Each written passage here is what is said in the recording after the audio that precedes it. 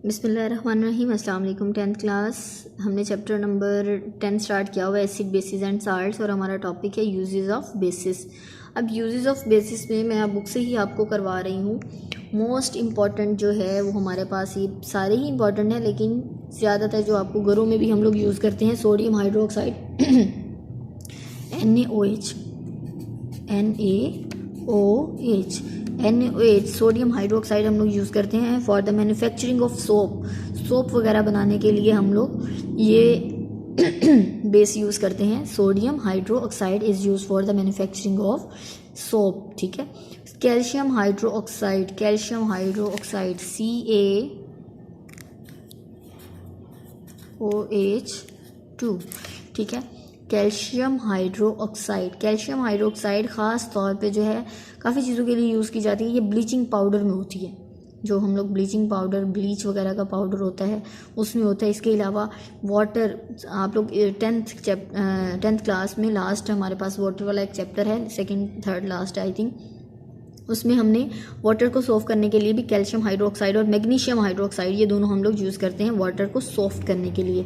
उसके अलावा हम लोग एसिडिक सॉइल जो होती है, जो तेज़ाब वाली सॉइल होती है, बंजर ज़मीन वगैरह, बंजर कह रही हूँ, जो तेज़ाबी ज़मीन होती है, उसको न्यूट्रलाइज करने के लिए भी हम लोग कैल्शियम। अच्छा देखें, एक चीज़ याद रखिएगा, जब भी कहीं पर भी एसिडिटी ज़्यादा होती है ना, तो हम लोग जो भी मेडिसिन या कुछ भी यूज़ करते हैं ना, वो आप देखिएगा कि वो हमेशा बेस होगी। बिकॉज हम लोगों ने अपने केमिकल रिएक्शंस में एक चीज़ पढ़ी थी कि जब भी आप एसिड और बेस का रिएक्शन करवाते हो तो आपके पास हमेशा रिएक्शन क्या होगा, न्यूट्रलाइज होगा। क्या होगा, न्यूट्रलाइज हो जाएगा।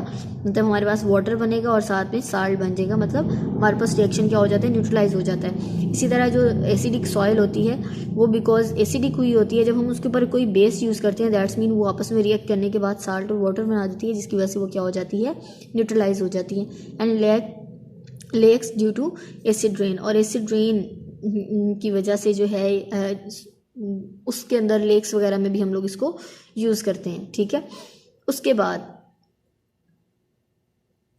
अच्छा ये बताया हुआ है इसने कि एसिड रेन की वजह से सॉइल जो एसिडिक हो जाती है। इसके अलावा लेक्स वगैरह में जो हमारे पास तालाब वगैरह होते हैं, आप लोग ये भी इसी हम बुक में पढ़ेंगे इंशाल्लाह, कि हमारे पास जो लेक्स वगैरह में मछलियाँ और ये जो एक्वेटिक एनिमल्स हैं, इनको भी बहुत ज़्यादा, इसके अलावा जो प्लांट्स हैं उनको भी बहुत ज़्यादा नुकसान होता है due to acid rain.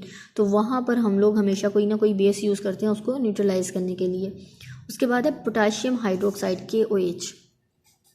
KOH।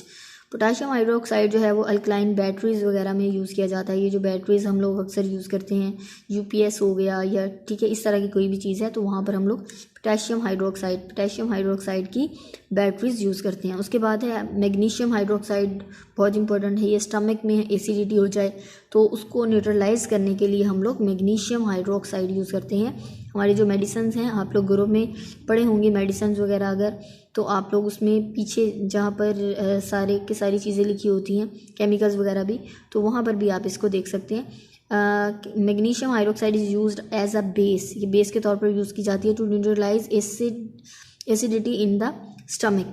It is also use for the treatment of bee sting. अच्छा, एक और चीज़ भी हम लोगों ने बी स्टिंग के तौर पर हमने सिरका जो है वो हम लोग बीड़ जो होता है, बीड़, उसकी डंग के लिए यूज़ करते हैं। तो ये जो शहद की मक्खी वगैरह होती है, इसके डंग के लिए हम क्या यूज़ करते हैं, मैग्नीशियम हाइड्रोक्साइड। इट्स मीन जो बीड़ है वो जब डंग मारता है तो उसके जो स्लाइवा होता है या उसके जो डंग में वो क्या होती है, एसिडिटी ज़्यादा होती है, बेसिसिटी, जिसके लिए हम लोग एसिड यूज़ करते हैं।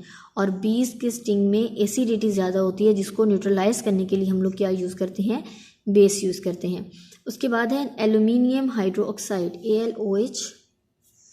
अच्छा, ये मैंने मैग्नीशियम हाइड्रोक्साइड यहाँ पर 2 आएगा, और एल्यूमिनियम हाइड्रोक्साइड यहाँ पर 3, ठीक है, यहाँ पर क्या आएगा, 3। उसके बाद aluminium hydroxide is used as foaming agent in fire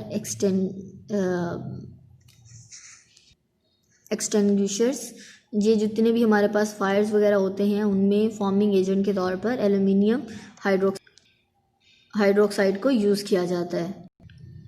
forming agent basically जो है ना वो जाग बनाने वाले आलात को कहा जाता है। जो हमारे पास फायर मतलब आग को बुझाने वाले आलात होते हैं, उसमें फॉर्मिंग एजेंट जो होता है वो बेसिकली वो चीज़ होती है जो कि जाग सी बनाती है। ये बेसिकली जो लिक्विड एरिया है उसको उसकी इन्हांस कर देती है, ठीक है। मतलब बेसिकली ये किस लिए यूज़ होती है, ये आग को बुझाने के लिए यूज़ होती है। उसके बाद है ammonium hydroxide. Ammonium hydroxide is use to remove grease stain from clothes. ये क्लोथ्स वगैरह को जो है उसमें मौजूद जो ग्रीस के दाग लग जाते हैं, ठीक है, जंग वगैरह के दाग हो गए, उनको मिटाने के लिए यूज़ किया जाता है क्या, अमोनियम हाइड्रोक्साइड, ठीक है। दोबारा देखें, सोडियम हाइड्रोक्साइड जो है वो यूज़ किया जाता है for the manufacturing of soap.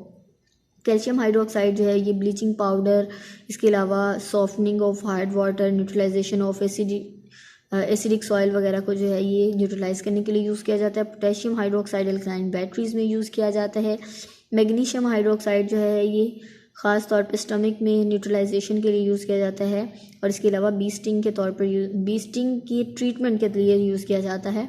उसके बाद है एल्यूमिनियम हाइड्रोक्साइड, ये फायर एक्सटिंग्विशर्स में फॉर्मिंग एजेंट के तौर पर यूज़ किया जाता है। और अमोनियम हाइड्रोक्साइड में जो है ये क्लॉथ के ऊपर जो ग्रीस के या कोई भी स्ट्रेन वगैरह जो दाग धब्बे होते हैं उनको मिटाने के लिए अमोनियम हाइड्रोक्साइड यूज़ किया जाता है। ओके जी, wish you best of luck, अल्लाह हाफिज़।